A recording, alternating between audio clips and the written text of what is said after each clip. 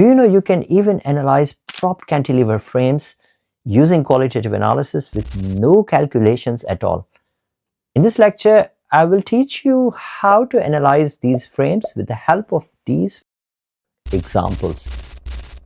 This is part of my video series on IStructE certificate in structural behavior. If you have missed other lectures, click on link over here to come on over.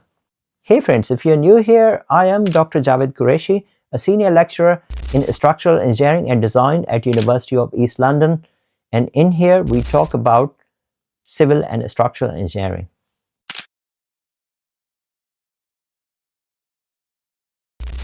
The first example which I want to solve is this example where we have a fixed support at the end and we have a pin support at other end, and a central point load is applied at center of this column, and we have two internal pins. By internal pins, I mean that they will not take any moment at all.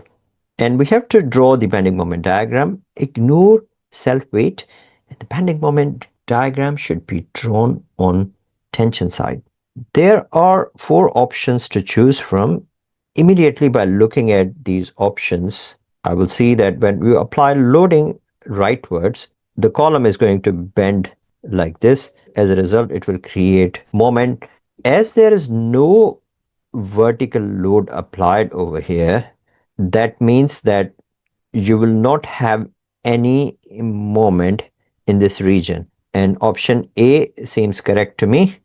And option B is incorrect because the vertical load is 0. So there won't be any moment over here. So option B is incorrect one. And for same reason, option C is incorrect as well, because we will not have any moment because there is no vertical load applied. Option D is incorrect because load applied is in this direction. We have to draw the bending moment in tension direction. So in tension direction, it should be drawn like this instead of the other way around. So that's the reason option D is incorrect. So correct option is option A. Now, how do we draw its deflected shape? When we apply loading at the center, it will deflect like this. And loading is applied, the reaction will be exactly opposite to what we have applied over here. So that means that we will have leftward reaction, and again we will have a leftward reaction over here. Now what it will mean is that it will create a shear force diagram like this. So we go in this direction and then we come over here, and due to this vertical reaction it will go back again, and then we come down, and because of this reaction it will go back down. So this is how we draw the shear force diagram. Correct option is option A.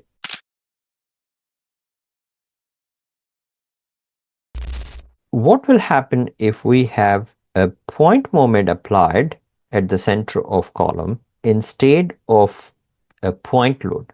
Then it will create double moment. One side will be in tension, other side will be in compression. Let us see what options do we have. Again, similar to last problem, we have to ignore self-weight, and bending moment is drawn on tension side. Let us assess each of these options. When clockwise moment is applied, it will always create a moment diagram like this one. So imagine if this is a simply supported beam, if we apply clockwise moment, it will generate a diagram like this. Over here we have this diagram. Because this side is in tension and this side is in tension, as a result we will have reactions like this, leftwards and rightwards over here. I don't see any reason for moment at this position, and the reason is that we don't have any vertical load applied here. Vertical reaction is 0. So that's the reason this option is incorrect. Option B is incorrect as well, because we have a smooth moment as we have point moment applied at the center, so moment will not remain constant. And for same reason, we have constant moment over here. We have moment incompatibility at this joint, so that's the reason this option is incorrect. So correct option is option D. Although we have a fixed support at the end, but it's not developing any moment because we have vertical reaction as 0. This is how we draw the deflected shape, and this is how a bending moment diagram is drawn. The direction of shear forces or reactions is like this. This is creating anti-clockwise moment, and anti-clockwise is drawn like this. And this is how we draw the shear force diagram. So the correct option is option D.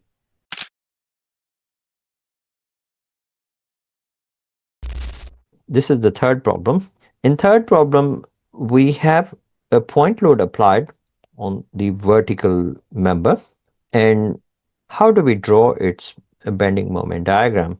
The easiest way will be that this point load is going to bring the diagram down, and there will be double curvature, and this is creating clockwise moment, and reaction moment will be anti-clockwise. For moment compatibility, we will have bending moment in column like this. Because we have no horizontal load applied, horizontal is 0, horizontal reaction is 0, so that's the reason we have single curvature over here. To maintain moment compatibility here, because we will have a vertical reaction here, we will have moment at this point. So this is our correct answer: a double curvature in the beam and a uniform bending moment in column, a triangular bending moment in another beam. Let us see what options do we have. So the option C is the correct one, as we drew the bending moment diagram. Option A is incorrect. The reason is that the moment here is uniform, and this is not possible because we have vertical reaction here, we have downward reaction here. That will certainly create a double curvature in the beam. And for same reason, because we have downward here, upward here, and it will create double curvature. Here it is single curvature. This option is wrong. Option C is the correct one. And option D is wrong as well because it is showing single curvature, and I don't see the reason why moment is being reduced over here. So correct option is option C.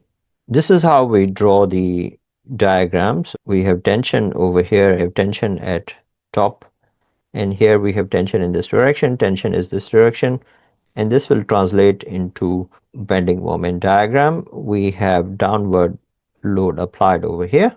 This will generate upward reactions, a clockwise shear, so clockwise shear is drawn above, and then again anti-clockwise shear is drawn in the other segment, so that's why you will see that it is drawn below the baseline. And this is how we draw shear force diagram.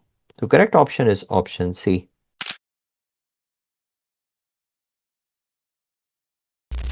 Now, how about this question where loading is applied at the middle of first span?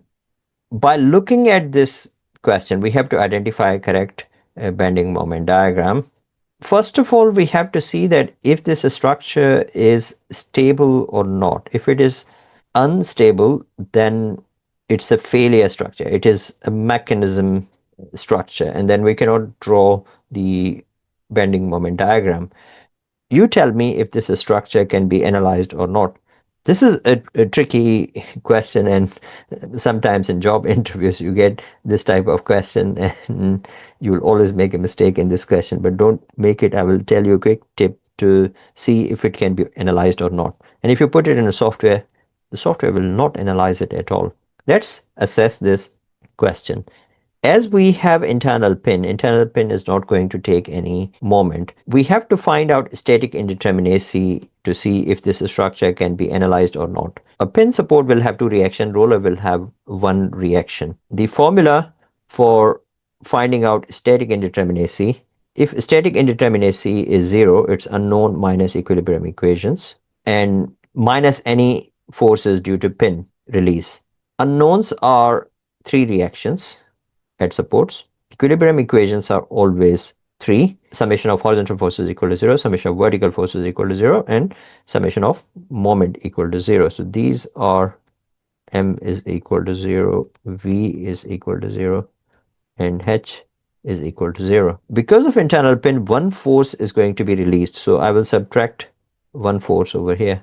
So static indeterminacy is -1. This means that this structure is mechanism. Mechanism means that it is a failure.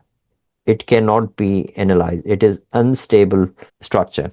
It is pretty obvious that you have a pin over here, you're applying loading. It is not only going to move this towards right, but also here it cannot take any force at all. It will just bring it down. It will just rotate between these 2 points. So this is unstable. This is mechanism.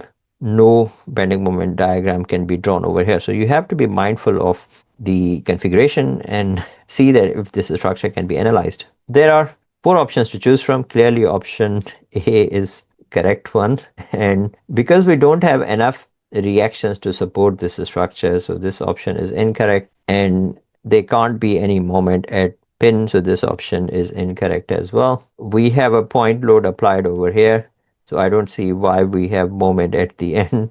Ideally it should be like this, and then it should go up. But as this is not the case, so this is incorrect as well. So option A is the right option. This is a mechanism structure. This structure is mechanism or failure or unstable.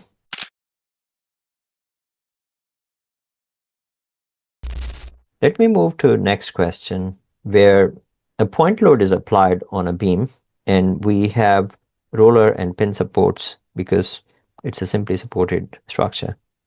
When you apply downward force, the reactions are going to be upwards. If you draw the diagram, this is going to create anti-clockwise moment. So anti-clockwise should be drawn like this. Because there is no column loading, column does not have any load applied perpendicular to its axis, so bending moment is going to remain straight. For moment compatibility here, there will be some moment here. We will connect that moment in a triangular fashion, and this is how we draw the bending moment diagram for this case. And you can see option A is the correct one. I don't see any reason why do we have double curvature in columns. Option B is incorrect. And I don't see any reason for variation in bending in column. So this option is incorrect as well. And I don't see any reason for this loading as well. Because we have vertical reactions over here, they will literally cancel out anything beyond this point. So on the left of the point, we will not have any moment at all. So this option C is incorrect as well. Correct one is option A. This is the deflected shape. And as you can see, we have tension outside, and tension outside. Between this point and the end, it remains straight. So we have loading downward over here, and we will have upward loading and upward loading over here. With respect to the end, it will draw anti-clockwise, so that's why it is drawn inside. And then in the same way, we draw the shear force diagram for this end as well. So correct option is option A. Thanks for watching this lecture today. If you wanted to see more videos on analysis of structural frames, trusses, and continuous beams using qualitative analysis, go to this URL or scan this barcode to have a look at this lecture series. All lectures can be downloaded using this link. Thanks for watching this lecture today, and I will see you in my next lecture.